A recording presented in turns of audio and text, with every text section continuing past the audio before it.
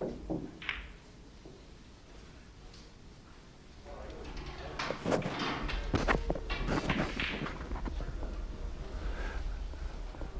everyone and welcome to the RACV Club in Melbourne, Australia for the third round of the World Open Billiards here at the RACV Club.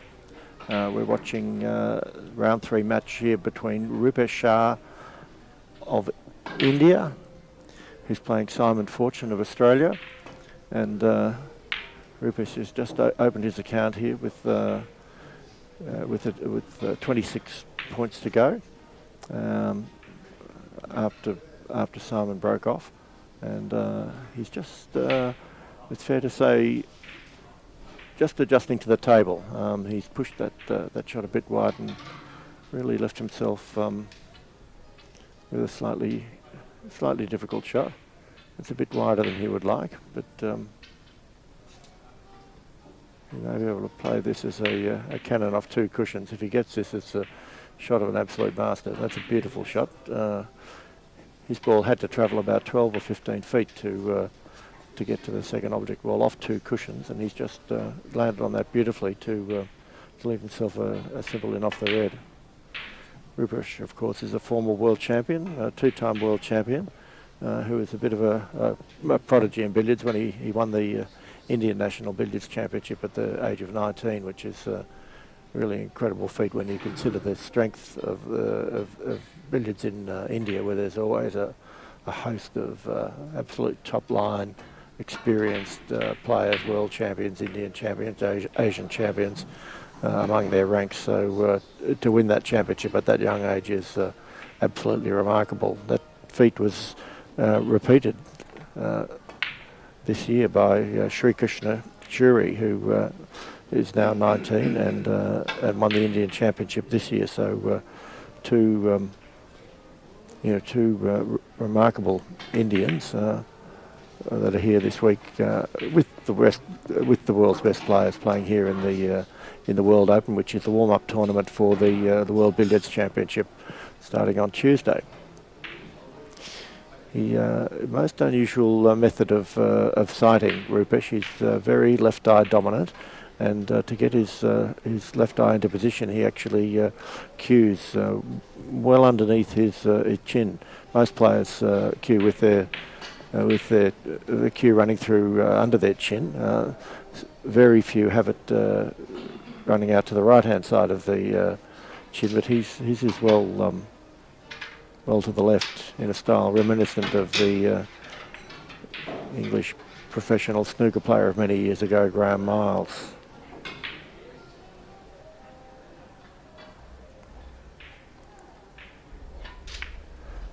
However, there's nothing wrong with that technique. It's just that the way he does it to allow for his dominant left eye in his case.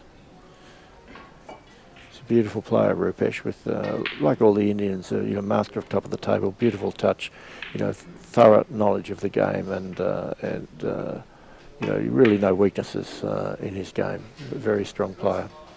So he's just feeling his way around the table here. 42 to go. Playing some mixed billiards. He'll be hoping to get them down to the top of the table, and make a big break soon. But in a very short match like this of only 45 minutes, it's important for the players, to get the feel of all-round billiards. It can be a bit of a trap to actually, just go straight to the top and make breaks there, because in later matches and in the World Championship, you've got to have the feel of the table for all parts of the table. So even as I speak there, he's played a lovely drop cannon and gone straight to the top. So now you'll see some of the mastery of Rupesh Shah as he demonstrates top of the table technique.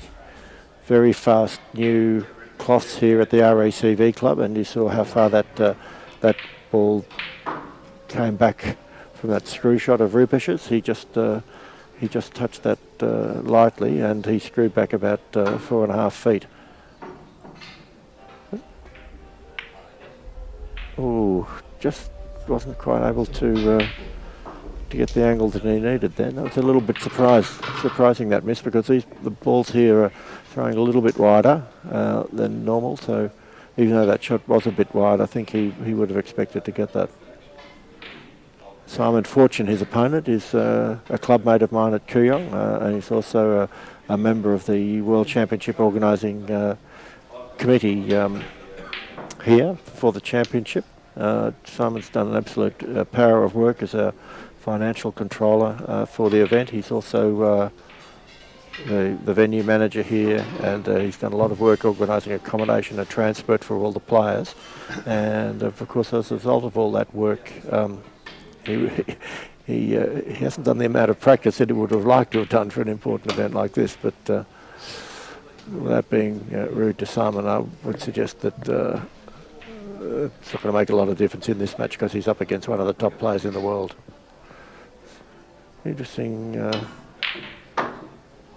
Good shot there, Rupesh. There's a risk with that shot that he just played of the red coming up the centre of the table and hitting the white, and one or both balls going into baulk. He navigated that successfully, of course, as you would expect, with the control that these top players have.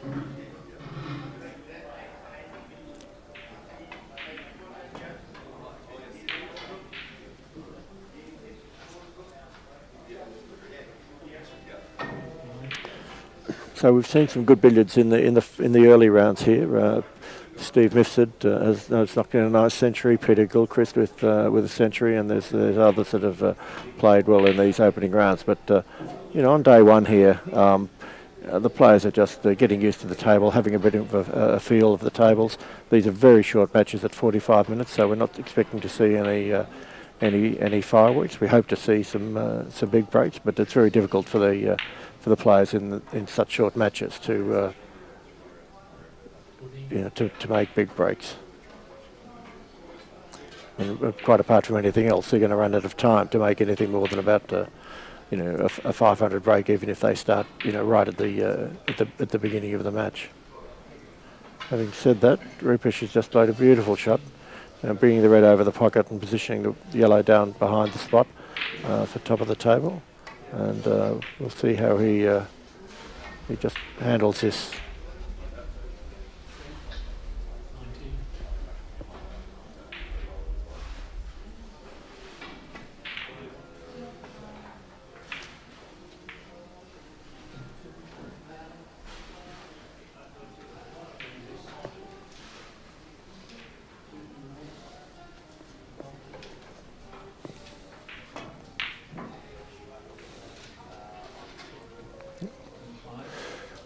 Beautiful control shot there. Rupesh hit that one thinly to cut the red across to the other side of the table for a cannon position, and a position in which he can bring the red across the table to the left-hand pocket and just kiss the yellow gently and knock it back closer towards the spot, which he's done nicely.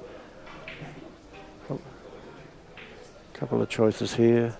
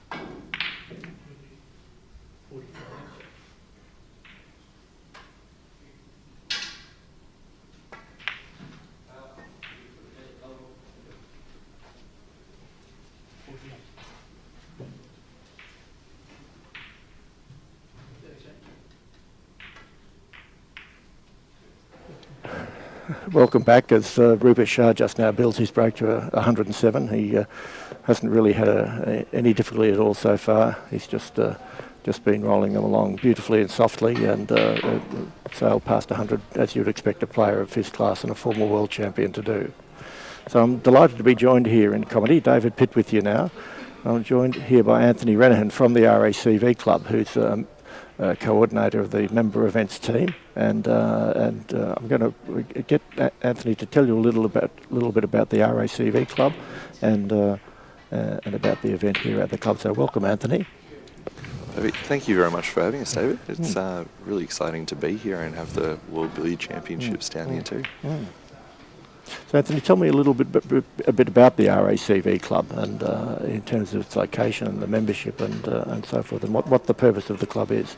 So we're very lucky to be in a fantastic location in the centre of Melbourne at 501 Burke Street.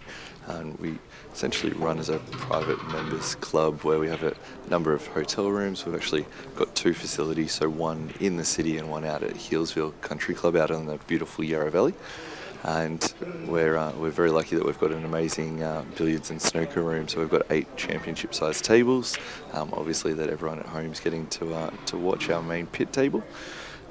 So we've also got other great facilities: indoor 25-metre swimming pool, spa, sauna, steam room, squash court, day spa, a number of different restaurants as well. How many restaurants, just roughly, Anthony? You don't have to be precise. 6 or 7? Yeah, we've got about 5 or 6, I think we've got. So yeah, I think I've eaten nearly all of them. I have to tell you here, I'm a member of the club, and as everybody should be who lives in Melbourne, because it's such a great club with wonderful facilities. And the restaurants range from casual bistros to fine dining. Beautiful food here in the club, and you can just choose, how casual or upmarket you want to go. It's a great place to eat. Especially we've got the new Burke Street Green that's just opened, and that's one of the restaurants that is open to non-members as well, so they can get a bit of a taste of the club before they can sign up as well. Yes, it's a great innovation. It's my wife has walked past that the last 2 Friday nights, and she said they're just about spilling out onto the footpath. It's extremely popular. It has been very popular in there, so definitely worth popping down and having a look. Yeah. So how many members do you have here at the RACV Club, Anthony? Very good question. We have on roughly about 31,000 club members, and there is a difference between club and roadside members, so they do have to pay a different membership fee for that one. And the service membership? So the service membership is for our roadside, or pretty much anyone who has a product of RACV, whether that's insurance, it doesn't matter what form of insurance you've got. We count you as a member, but if you do want to be a club member, you just need to sign up with us for that one. There's lots of details on the RACV website about that as well. So I believe it's something like 1.2 million members across the whole organisation. Across the whole organisation, it's pretty big. It's amazing. So the RACV, started out as an auto club, of course. That's correct. And one of the big services that they offered to their members was they'd come and fix you up if your car broke down. That's exactly right. The fleet of vans, which have been running around the country around the state, since the 1920s or so. Just pause for a moment there. Rupesh Shah has just played a wonderful shot with the red in balk. He's played the white ball to travel over 20 feet to finish about 1 inch outside the outside balk. That was an incredibly good and controlled shot, and he's now recovered from a position where the red was out of play to bring it back into play with a great shot.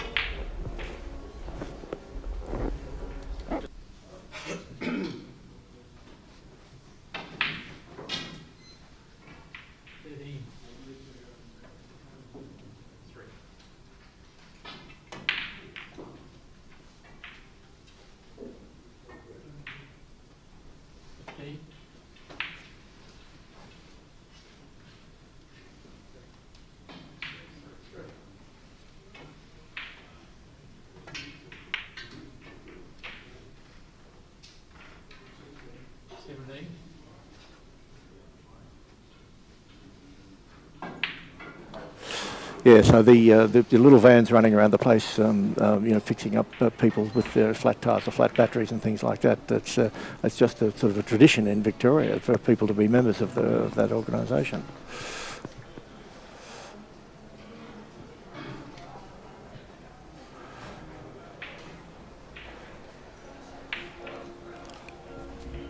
And Anthony, perhaps you could tell me a little bit too about the RACV's country club at Healesville and the resorts.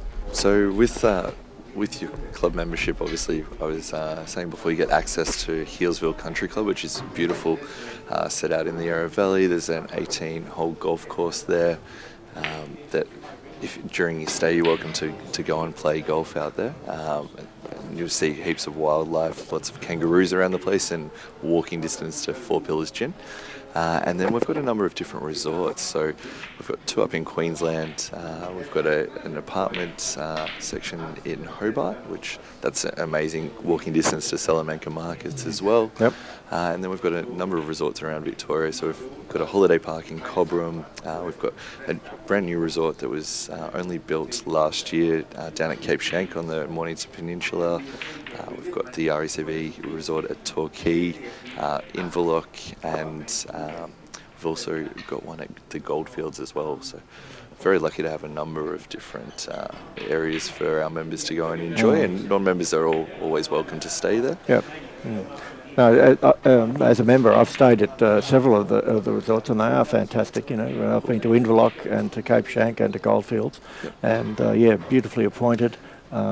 And really nice place to stay. And one of the great things about staying in those resorts is that as a club member, you get a 50% discount year round on staying at the resorts, which is absolutely great. I mean, the resorts are reasonably priced anyway for the general public, but as a club member to come and stay half price is absolutely fantastic. It's just an example of the sorts of things that the RACV club can do for its membership. Because of the weight of numbers with the large membership and the facilities that they can offer. You beat me to it. That was one of the things I was going to mention as well. The 50% discount is pretty amazing. And even for our roadside or just our RACV members in general, they get 25% off if they stay at any of the resorts. It's really great benefits of being a club member. One of the other great benefits, Anthony, which I've also experienced, is that this club has around about 150 reciprocal clubs worldwide, including about 8 in London, and they're in the States. They're in virtually every country, not every country in the world, but in scores of countries in the world. And as I've been around them, to some of them. I know some members here who've been to a lot of them, and it's wonderful to sort of have a home away from home, if you like, if you're travelling overseas, either on business or on holiday. We're very lucky to have the number of reciprocal clubs we do, and we've made it really easy for our members to be able to go and visit those clubs. They can create a reciprocal club letter online. It's incredibly easy. It takes about 3 seconds. Exactly. Yeah, especially if you're all of a sudden you're in London and you've totally forgotten just to organise it. Go online and off you go. It's really, really easy. In the old days, you had to have those letters before you left home, but now, as you say, just online, you can cook that up with no trouble at all. And some of the places that you can get into are just amazing. We're very lucky to have such a great reciprocal club program.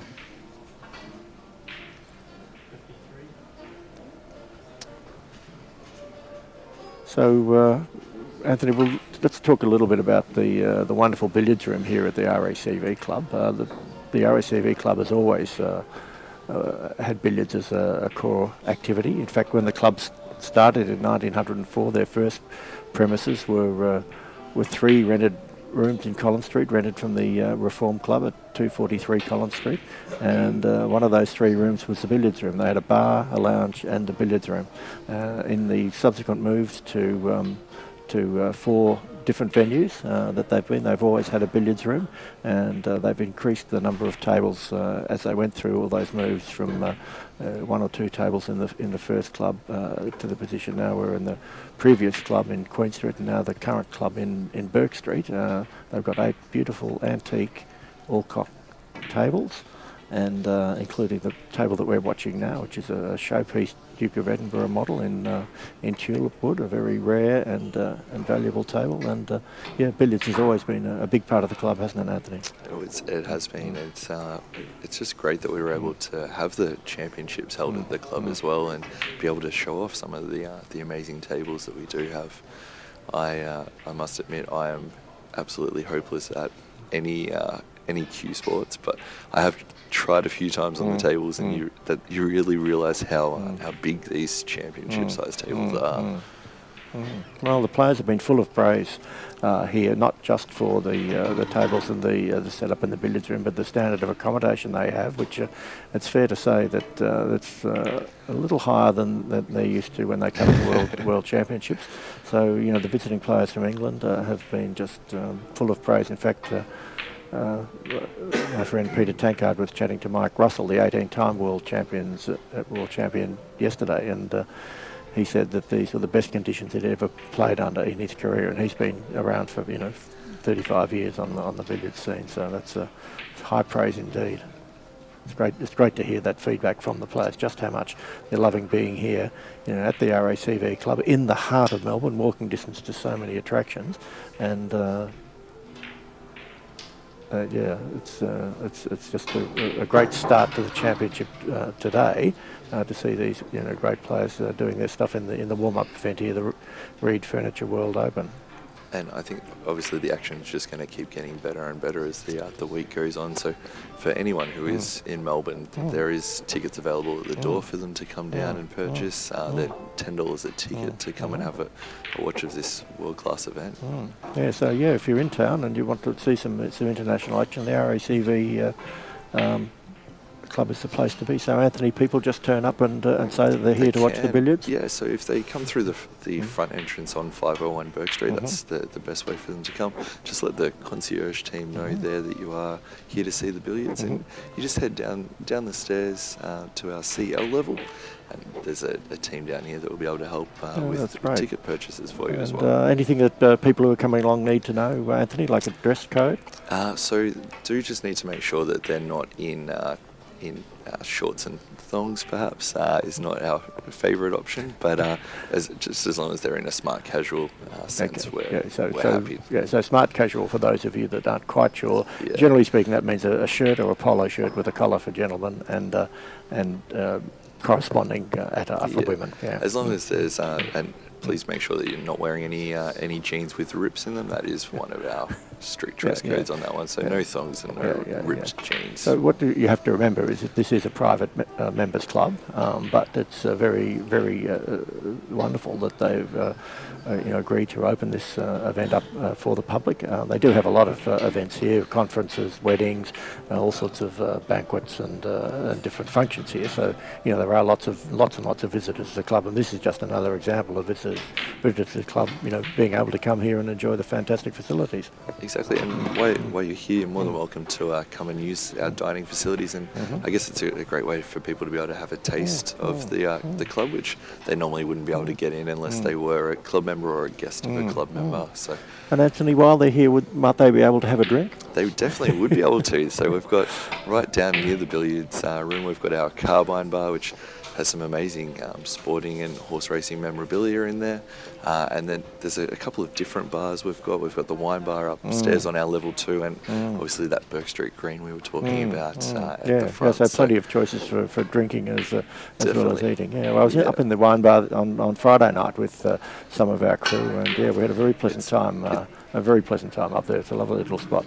And a bit of a hidden gem, isn't it? It is. It's one of our little hidden secrets for sure. And there's a great little tapas menu if you've got a few people there and you want to try some different things. We always have a rotating menu up there. So it's the kitchen that we use for our wine bar is actually part of our members' dining room, which is our fine dining restaurant. So definitely getting some amazing food in there.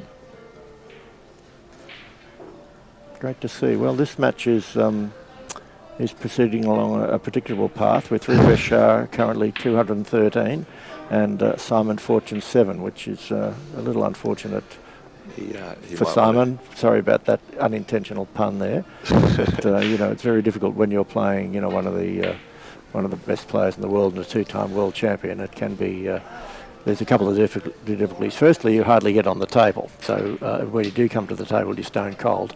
And secondly, it's actually daunting, playing against, it's like standing up at the other end of the court, tennis court from Roger Federer. But the great thing about billiards is that unlike tennis, where, the ordinary punter could never play against Roger Federer, and the ordinary golfer could never play against the top golfers, Tiger Woods or any of those.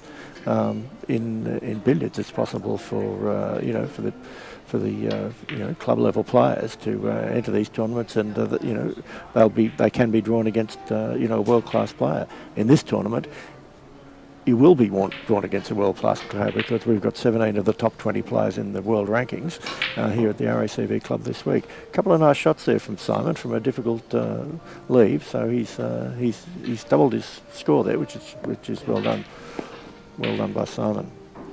And at least if he doesn't win this game, he's winning the bow tie game. Definitely, for sure. Absolutely. Yeah, we haven't got a special award for that, but Anthony might rustle up a prize from club events for the best dressed player of the week. And currently Simon is leading. Winning. He's getting my 3 votes. Yeah.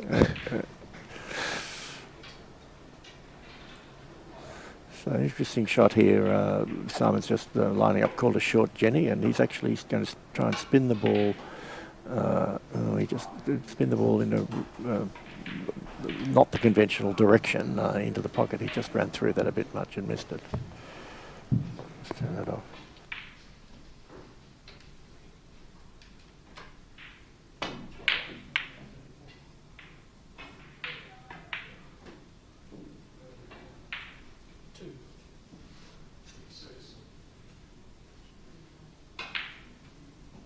Roll.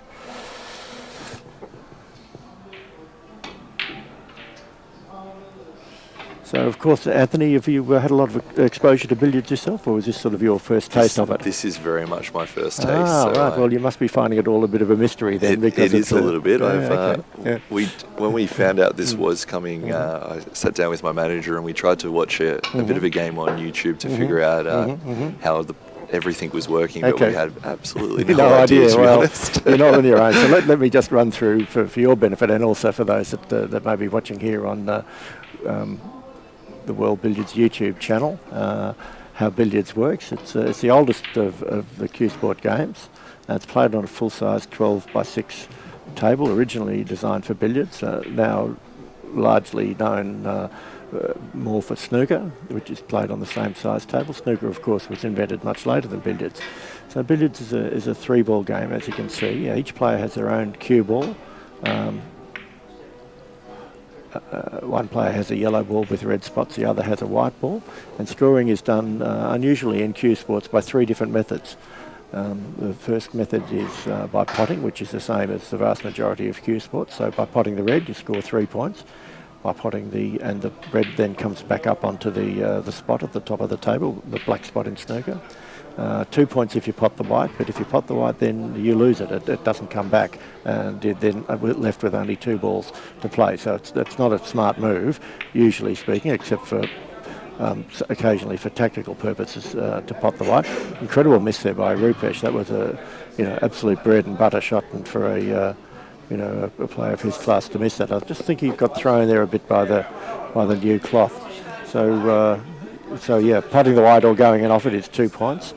And it's unique among Q Sports in that you can score by putting your own ball in the pocket. In virtually all other Q Sports, that's a foul. And then the third method of scoring is what's called a cannon, when your ball strikes the other 2 balls, and that's worth 2 points. So with the combination of 2 and 3 point shots that these players make, they're building up breaks. Today we've seen a couple of centuries. We saw 120 or so from Rupesh before, but when these guys get going, they can just keep that combination of scoring shots going for a long time and score breaks in the several hundreds. So it does pay a little bit of study, and we've actually shot an introductory video on billiards here at the RACV this week. It's up on the World Billiards YouTube channel, and it's just an introduction to billiards. We refrain from calling it billiards for dummies. I definitely will have to have a watch of that one. I think. Yeah. So interesting times. Yeah. Are the dots on the balls just to show you the way the ball's Absolutely. spinning? So they were there. So they were never there up until about 15 years ago when they they introduced the spots on the balls. Part of the idea of that was for television and for the spectators in the audience, so that you could actually see the spin on the ball, which you couldn't really see on a ball that was plain. It's actually added a great dimension to the game because in many ways the skill of the players was concealed previously because you couldn't really see the spin. Nowadays, everybody in the room, including the opponent and everybody watching on television or on a live stream, can see what the players are doing and how the ball spins into the pocket. And particularly when you see it on this next side shot, no, he's playing a cannon here. That's not going to work. We've just missed that by the merest of fractions. It's a very frustrating game, billiards, because with the small balls, 2/16 balls and a big table, it's easy to just miss by the tiniest of fractions. It can be a very frustrating game. So these balls are a different size to what the home person might play on a pool table or on a snooker table? The size of the balls varies with the size of the table. So these balls are the same size as snooker balls for full size. Yep. But when you get down to smaller tables, 8 foot, 9 foot, 7 foot, then the balls are a little bit smaller. Okay. But depending on which brand of cue sport you're playing, the balls can be bigger. In the carom sports, which they play in Europe, which are played on pocketless tables, and all the scoring is done by cannons. They're usually playing on 9 or 10 foot tables with balls that are 2.5 inches, which are a lot bigger and heavier than these. To us, they look like footballs, but of course they would come and look at our balls and they would look like peas. Yeah, So exactly. It's just what they're used to. Yeah. Now I know we had all of the tables reclothed for the Billiards Championships.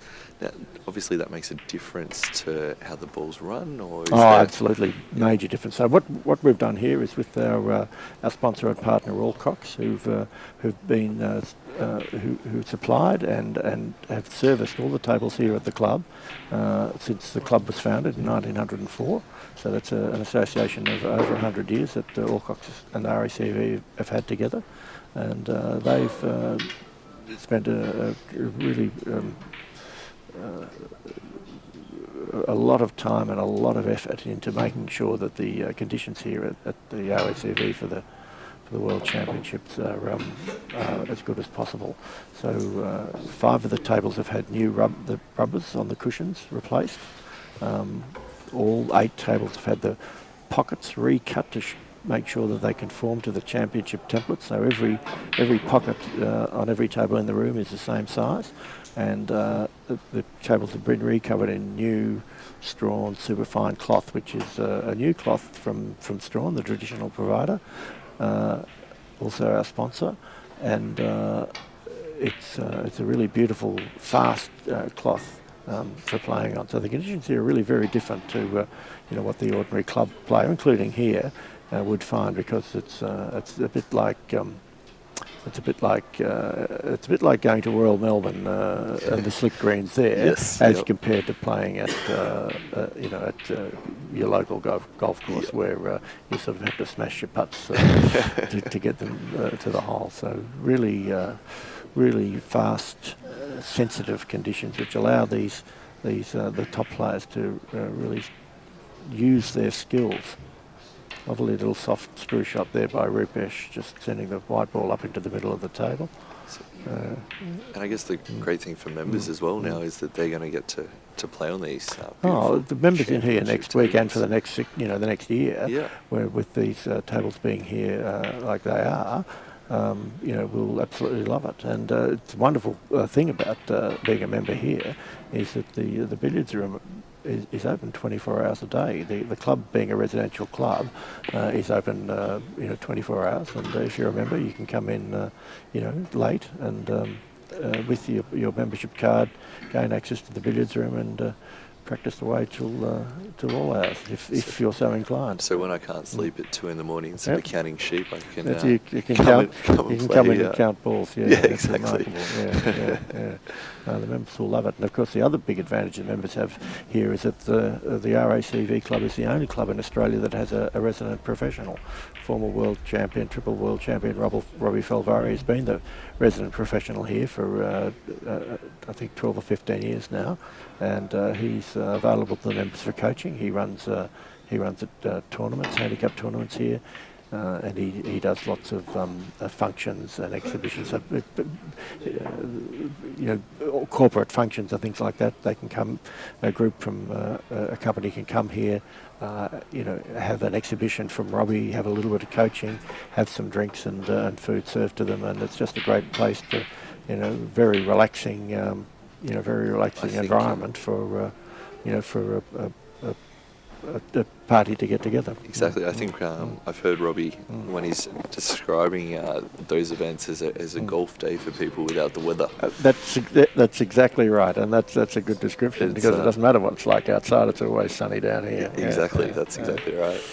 Especially with this new light that we've got on our pit table. Oh well, yeah, that's amazing. A great innovation. So traditionally in the club, and I don't know, Dan, if you can swing that other camera around and show us the tables in the room.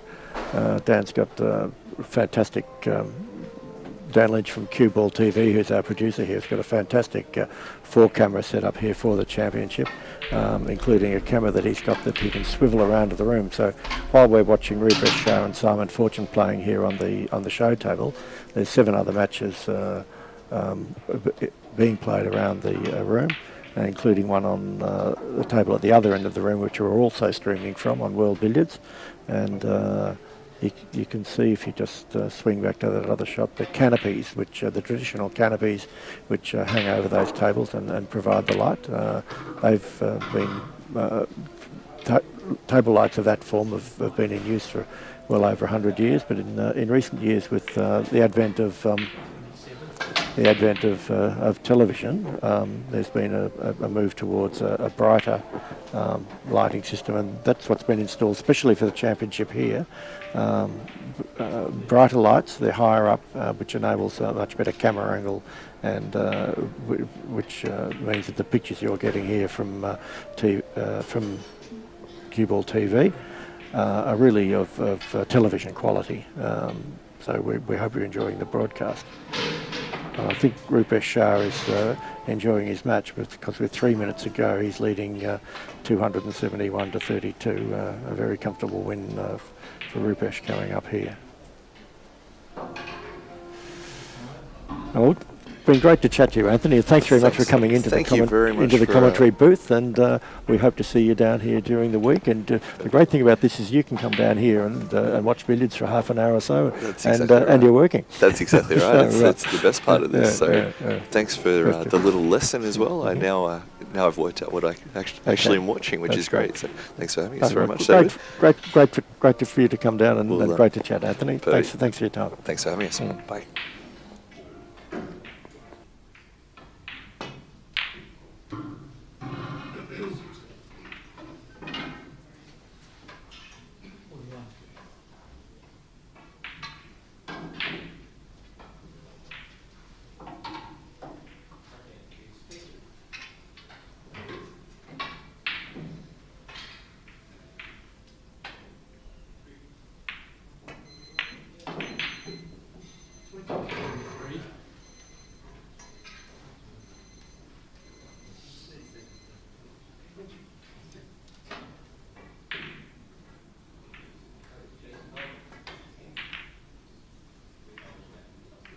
So look at that shot from Rupesh there. He's just touched that ball, and his ball, kept rolling and rolling and rolling. They're incredibly fast. This the tables here, and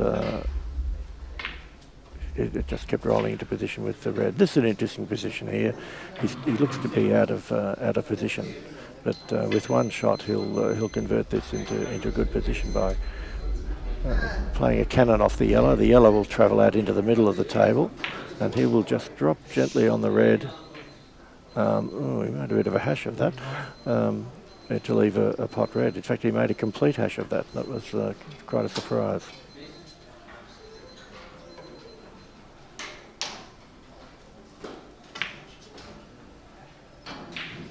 Yeah, nice. Ooh, that just caught the jaw and stayed out. They can kill you like that in billiards shots, which you think are travelling in, and they just turn a little bit with the nap and catch the jaw. Difficult shot here for Simon. But he's played that beautifully, actually. Yeah. It's a 90-degree screw shot. Played with lovely control. Kept the red in the middle of the table, and was able to go in off that.